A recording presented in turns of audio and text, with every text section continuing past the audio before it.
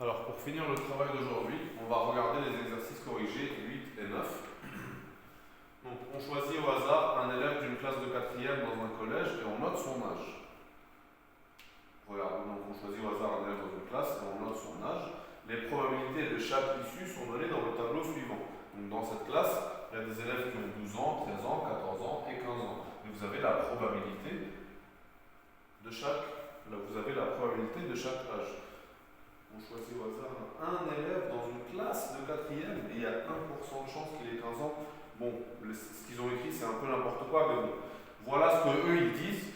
Il y a 3% de chance que l'enfant ait 12 ans, 80% qu'il ait 13 ans, 16% de chance qu'il a 14 ans et 1% de chance qu'il a 15 ans. Quelle est la probabilité de choisir un élève qui a 13 ans au moins? Ça veut dire qui a 13 ans ou plus, qui a 13 ans ou 14 ans ou 15 ans. Donc qu'est-ce qu'on va faire? On va faire 80% plus 16% plus 1%, ce qui va nous faire 97%, et la probabilité c'est 0,97. Qu'est-ce que j'ai mal compté? Ah pardon, moi j'ai vu au moins, mais c'est écrit ou moins. Quelle est la probabilité de choisir un élève qui a 13 ans ou moins? Ça veut dire qu'il y a soit 13 ans, soit 12 ans. Donc on va additionner 80 et 3. Alors, les issues qui réalisent l'événement choisir un élève de 13 ans ou moins sont soit 12 ans, soit 13 ans. Donc c'est 3% plus 80%, ça fait 80%, 83%. Donc la probabilité, c'est 83 divisé par 100, ça fait 0,83, tout simplement. Maintenant l'exercice 9, donc on nous dit un distributeur de bonbons contient 30 bonbons au citron et 70 bonbons à l'orange. Dans le distributeur, il y a 30 bonbons au citron et 70 bonbons à l'orange. En mettant une pièce de 1 euro, on obtient un bonbon au hasard. Ça peut être un bonbon au citron, ça peut être un bonbon à l'orange. Quelle est la probabilité que ce soit au citron? Eh bien, il y a 30 bonbons au citron sur tous les bonbons. Il y a combien de bonbons au total? 30 plus 70, 100. Il y a 100 bonbons, dont 30 qui sont au citron. Donc la probabilité, ça sera 30 sur 100. C'est ce qu'on va voir ici. Il y a 100 bonbons dans ce distributeur. Cette expérience a deux issues possibles, soit citron, soit orange. Si on s'imagine que les bonbons au citron sont numérotés de 1 à 30 et les bonbons aux oranges de 31 jusqu'à 100, chaque numéro a autant de chances d'être obtenu. L'événement A, obtenir un bonbon au citron, est réalisé si on obtient un numéro entre 1 et 30. Il y a donc 30 issues qui réalisent cet événement et 100 issues en tout. Donc la probabilité que le bonbon soit au citron, ça va être 30 sur 100 qui fait 0,3. Franchement ici ils ont compliqué les choses. On peut dire directement dès le début, il y a 30 bonbons au citron sur 100 bonbons au total, donc la probabilité c'est 30 sur 100 égale 0,3. Il n'y a pas besoin d'écrire tout ça. Okay? Alors moi, je vous avais dit le travail aujourd'hui, c'était donc le cours et les exercices d'avant, et 8 et 9, on va quand même regarder les corrections des exercices 10 et 11, même si je ne vous ai pas demandé de les faire. On va les regarder maintenant, les corrections des exercices 10 et 11. Quand je mettrai les corrections, j'écrirai qu'il y a aussi les exercices 10 et 11 dans tout ça. Parce qu'ils sont très rapides.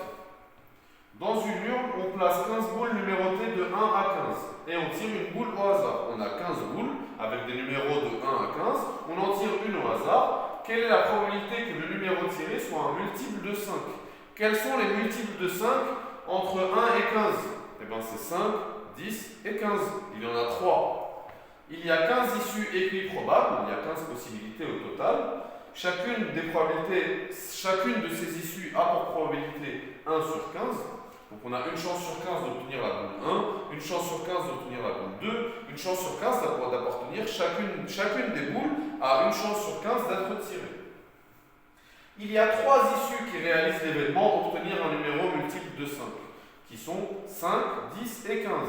Donc la probabilité d'obtenir un multiple de 5, ça va être 3 sur 15, qui est égal à 1 sur 5 et qui est égal à 0,2. Donc la réponse surtout c'était 3 sur 15. 3 issues sur les 15 issues possibles qui réalisent cet événement. Et quand on calcule 3 sur 15, on trouve ça. Dernier exercice qu'on va regarder aujourd'hui, exercice 11. Alors, on croise une personne dans la rue et on lui demande son âge. Citez un événement impossible. Quel est un âge si on croise une personne dans la rue, comme ça, et qu'on lui demande son âge? quel âge serait impossible? Je pourrais dire 1 an, mais je vais dire encore plus, on peut dire 0, une personne, enfin, en fait, je vais dire 1 an. Une personne qui a 1 an, est-ce qu'on peut croiser dans la rue une personne qui a 1 an et on lui demande son âge? Allez, je vais écrire 0 ans. 0 ans. C'est impossible de croiser dans la rue une personne qui a 0 ans. Un événement impossible, c'est la personne a 0 ans. Ou ici, ils vous disent la personne a 2000 ans. C'est un événement impossible. La personne ne peut pas avoir 2000 ans, ni elle ne peut pas avoir 0 ans.